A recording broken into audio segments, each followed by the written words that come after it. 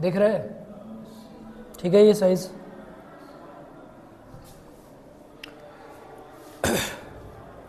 Chapter कौन सा कर रहे हैं? Dual nature of radiation. Dual nature of radiation के आज भाई अपने ये करेंगे एरेशंस और रीजन, और ये है ना ध्यान से करोगे तो पूरा चैप्टर रिवाइज करवा देंगे। कोई ऐसी चीज नहीं बचेगी अब जो छोटी मोटी कोने में इधर उधर रह जाती है ना, वो वाले सारे क्वेश्चन यहाँ क्लियर होंगे। पहला एरेशंस पढ़े। For the radiation of a frequency greater than the threshold frequency photoelectric current is proportional to incident of radiation. ठीक है, पहला फोटोइलेक्ट्रिक इफेक्ट में इंटेंसिटी का करंट के साथ रिलेशन जो रहता है वो कैसा है? Directly proportional. मींस पहला आंसर हमारा ये ऑप्शन सही है। Second, greater the number of energy quanta available, greater is the number of electron absorbing the energy quanta and greater the number of electron coming out of the metal surface। जितनी ज्यादा हम energy डालेंगे उतने ज्यादा क्या बाहर आएंगे? Electron. ये बात भी सही है। क्या दोनों एक दूसरे को वेरीफाई भी करते हैं? करते भी हैं। इंसिडेंट लाइट डालेंगे ना, उसी इंसिडेंट लाइट की फॉर्म किस में होगी? फोटोन की फॉर्म में, जिसको बोलेंगे एनर्जी क्वेंटा। और वो एनर्जी क्वेंटा जब किसी भी मेटल सरफेस के ऊपर इंसिडेंट होगी तो इंसिडेंट होते ही पहले ये सरफेस इसको क्या कर लेगी? एब्जॉर्ब कर लेगी, और यही एब्जॉर्बिंग वैल्यूम यहां से क्या बाहर निकाल देगी? आपके इलेक्ट्रॉन बाहर निकालना शुरू कर देगी। तो दोनों सही हैं, इंडिपेंडेंट भी हैं। तो आंसर इसका क्या रहेगा? Option. Both assertions and reasons are correct with correct explanation. दोनों ठीक हैं और दोनों एक दूसरे की क्या दे रहे हैं? करेक्ट एक्सप्लेनेशन भी दे रहे हैं। सेकंड देखें, assertions, the photo electrons produced by monochromatic light beam incident on a metal surface have a separate in their kinetic energies. जो भी फोटो इलेक्ट्रॉन्स निकलते हैं वो लाइट के गिरने से निकलते हैं, और निकलने वाले जितने भी इलेक्ट्रॉन बाहर निकलेंगे सबकी अपनी अपनी क्या होगी? काइनेटिक एनर्जी होगी। सही है ये भी? ठीक है, नेक्स्ट देखें, the energy of electron emitted from inside the metal surface. जो इलेक्ट्रॉन के पास एनर्जी एमिटेड हुई है is lost in collision with the other atom in the metal. समझे इसको? मान लीजिए आपके पास ये ऐसे है, ये इलेक्ट्रॉन है, ऐसे पड़े हुए हैं, हमने इस इलेक्ट्रॉन को एनर्जी दी, ये इलेक्ट्रॉन एनर्जी देते ही यहां क्या करना शुरू कर देगा? मोशन करना शुरू कर देगा। ये इलेक्ट्रॉन जब इससे टकराएगा तो ये अपनी एनर्जी इसको दे देगा कि नहीं? तो इसमें एनर्जी का हल्का सा लॉस हो रहा है ना, क्योंकि इलेक्ट्रॉन अपनी एनर्जी मतलब घूमने में, काइनेटिक एनर्जी बनाने में या किसी से टकराने में उसका लॉस कर रहा है। तो ये भी सही है, दोनों के दोनों ठीक हैं और दोनों इंडिपेंडेंट भी हैं। कैसे? फोटो इलेक्ट्रॉन जब जिस मोनोक्रोमेटिक लाइट से निकल रहे हैं उसी की एनर्जी को एमिट कर रहे हैं। ठीक है, तो दोनों सही है। इसका भी आंसर क्या रहेगा? ए रहेगा। Both assertions and reasons are correct explanation with correct statement. ठीक है, तो दोनों करेक्ट रहेंगे। अगला बोले 26, assertions, relative velocity of two photon travelling in opposite direction is the velocity of light. देखें, जब कोई भी रे लाइट आती है ना ऐसे, तो इनके बीच में प्रेजेंट फोटोन, जो फोटोन प्रेजेंट होंगे, इस रेडिएशन की लाइट का ये क्या करते हैं? अपोज करते हैं। ये न्यू स्टेटमेंट है, आपको बताई नहीं गई होगी, ध्यान रखना। ये दोनों एक दूसरे का क्या करते हैं? अपोज करते हैं। रेडिएशन ऐसे चलेगी तो फोटोन जब कोलाइड होंगे ना, तो कोलिजन के कारण फोटोन की डायरेक्शन क्या हो जाएगी? अपोजिट हो जाएगी। ठीक है बेटा, तो ये ऐसे काम करेंगे। तो ये बात भी ठीक है। सेकंड देखो, इसका क्या है? Rest mass of photon is zero. इसका जो फोटोन का मास है वो क्या हो जाएगा? रेस्ट हो जाए, जीरो हो जाएगा। कब होगा? देखो, आपस में टकराए, कोलिजन हुआ, ड्यूरिंग कोलिजन के टाइम पे इनकी वेलोसिटी क्या हो जाएगी? जीरो। अगर जीरो हो जाएगी तो मास कैसा हो जाएगा? उसका जीरो हो जाएगा, क्योंकि वेलोसिटी रेस्ट में आते ही मास भी क्या हो जाएगा? जीरो। तो ये भी करेक्ट है, ये भी करेक्ट है, पर पहले वाले का इससे कोई रिलेशन लेना देना नहीं है, ठीक है। तो इनका कोई आपस में एक दूसरे की एक्सप्लेनेशन नहीं करते हैं। तो यहां से दो आपके एक क्वेश्चन नया बन के आ गया कि जो वेलोसिटी होती है फोटोन की, वो उनके ट्रेवल करने के डायरेक्शन में लाइट की डायरेक्शन का क्या करती है, अपोज करती है। ये तो शायद हम पढ़ चुके थे कि कहां पे रेस्ट क्यू जीरो होता है और इनफाइनाइट कब होगा, ठीक है। और ये किसको बताएगा, वेवलेंथ को रिप्रेजेंट करने का काम करता है। अगला बताओ 27 पढ़े।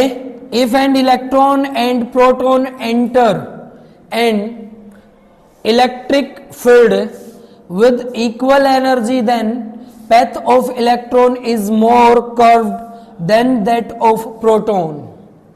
ये कहना चाहता है कि जो इलेक्ट्रॉन हमारे थे ना, इलेक्ट्रॉन और प्रोटॉन एंटर कर रहे हैं,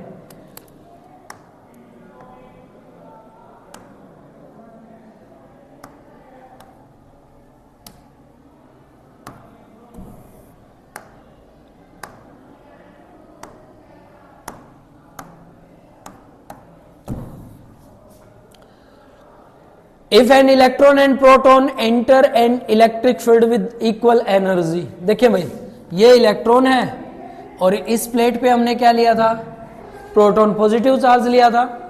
ये इलेक्ट्रॉन जब इस तरफ मूव करेगा तो ये बीच में क्या बना देगा, तो इलेक्ट्रिक फील्ड तो बनेगी इन दोनों में, ठीक है।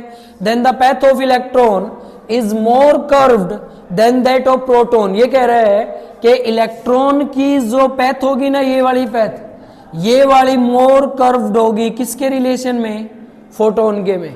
होती भी है, रीजन जो वेवलेंथ होती है ना इलेक्ट्रॉन की, वो मास के अकॉर्डिंग एडजस्ट करती है। इलेक्ट्रॉन का मास प्रोटॉन के मास से क्या रहेगा, कम रहेगा ना, तो इलेक्ट्रॉन की वेवलेंथ प्रोटॉन की वेवलेंथ से क्या हो जाएगी, कम हो जाएगी, ठीक है।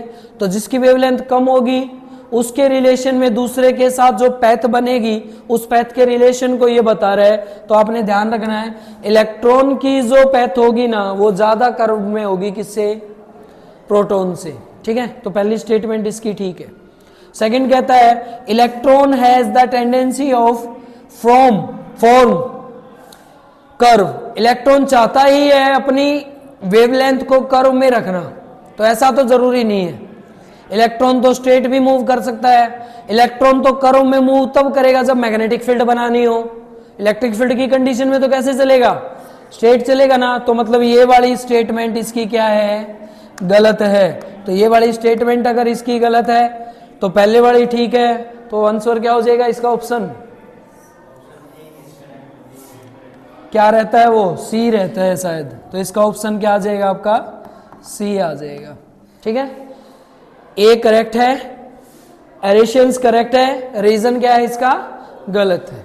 बोले क्लियर है, ये वाली चीज भी थोड़ा ध्यान रखें बेटा। चलो नेक्स्ट 28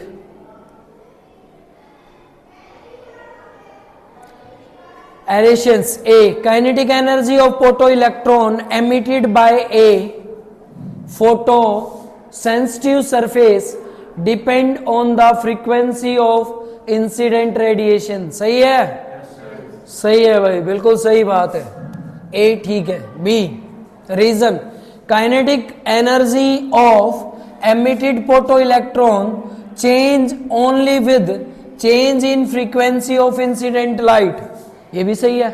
अगर हम ऊपर से उस फ्रीक्वेंसी की इंटेंसिटी या उस लाइट की फ्रीक्वेंसी चेंज कर दे, तो फ्रीक्वेंसी चेंज होने से उससे जो निकलने वाले इलेक्ट्रॉन हैं वो चेंज हो जाएंगे ना, तो चेंज होगी, तो दोनों के दोनों सही हैं। और ये फोटो इलेक्ट्रॉन, ये भी फोटो इलेक्ट्रॉन की इलेक्ट्रॉन को फोटो सेंसिटिव प्लेट से बाहर निकालने के केस को ही स्टडी कर रहे हैं, तो दोनों के दोनों एक दूसरे को क्या करते हैं, ओबे भी करते हैं। तो मीन्स दोनों की एक्सप्लेनेशन भी कैसी रहेगी, करेक्ट रहेगी। तो इसका आंसर ऑप्शन क्या आ जाएगा, ए आ जाएगा, ठीक है, ए रहेगा भाई। बी 29 बोले if the frequency of incident radiation is less than the threshold frequency. क्या कंडीशन है, जो इंसिडेंट रेडिएशन है वो उनकी फ्रीक्वेंसी थ्रेशोल्ड फ्रीक्वेंसी से कम है तो no photo electrons are emitted. क्या इलेक्ट्रॉन बाहर आएंगे? थ्रेशोल्ड फ्रीक्वेंसी से कम फ्रीक्वेंसी में क्या इलेक्ट्रॉन बाहर आ सकते हैं? नहीं। ग्राफली भी हमने पढ़ा था कि जिनकी पोटेंशियल में माइनस में हो जाए तो इनसे निकलने वाली फ्रीक्वेंसी भी कहां चली जाएगी? ग्राफ में नीचे चली जाएगी ना। और नेगेटिव अगर फ्रीक्वेंसी, कम से कम फ्रीक्वेंसी हमें चाहिए इतनी जो इलेक्ट्रॉन को एमिट करवा सके, और इससे भी अगर कम फ्रीक्वेंसी होगी तो इलेक्ट्रॉन ही एमिट नहीं होंगे। तो ये स्टेटमेंट सही है। सेकंड देखें, frequency of incident radiation depend on intensity of incident light. Second कहता है जो फ्रीक्वेंसी होती है इंसिडेंट लाइट की वो डिपेंड करती है इंटेंसिटी पे ना, इंटेंसिटी डिपेंड करती है फ्रीक्वेंसी पे। फ्रीक्वेंसी ज्यादा होगी तभी तो इंटेंसिटी ज्यादा होगी। भाई पावर किसी की कब ज्यादा हो सकती है? जब उसका सोर्सेज बड़ा हो तो तभी तो होगी। तो ये तो उल्टा रिलेशन लिख रखा है, तो ये आपका क्या रहेगा? गलत रहेगा। तो इसका भी ऑप्शन क्या रह जाएगा हमारा? सी आंसर रहेगा। Assertions is correct but reason is incorrect, false. ठीक है भाई। नेक्स्ट लास्ट भाई आपका बोले 2024 के एग्जाम का है ये। ठीक है, जो अब लास्ट ईयर हमारा एग्जाम हुआ था उसका। The photoelectrons produced by a monochromatic light beam incident on metal surface have a separate in their kinetic energies। ये स्टेटमेंट पहले हम पढ़ चुके हैं, ध्यान करो आप। फोटो इलेक्ट्रॉन प्रोड्यूस होंगे उस मोनोक्रोमेटिक लाइट के इंसिडेंट होने से जो मेटल सरफेस पे गिर के अपनी एनर्जी को बांट देती है, किसके अंदर? काइनेटिक एनर्जीज के अंदर। तो ठीक है, ये भी पहली स्टेटमेंट ठीक है। सेकंड स्टेटमेंट पढ़ो, work function is the least energy required by an electron to come out of the metal surface. Work done एक ऐसी प्रोसेस है जिसमें लीस्ट काउंट, कम से कम आपको एनर्जी चाहिए इलेक्ट्रॉन को सेपरेट करके, इलेक्ट्रॉन का एमिशन करके कहां लेके आने के लिए? सरफेस पे। दोनों की दोनों करेक्ट है। आपने ये बताना है क्या ये एक्सप्लेनेशन भी करेक्ट करते हैं?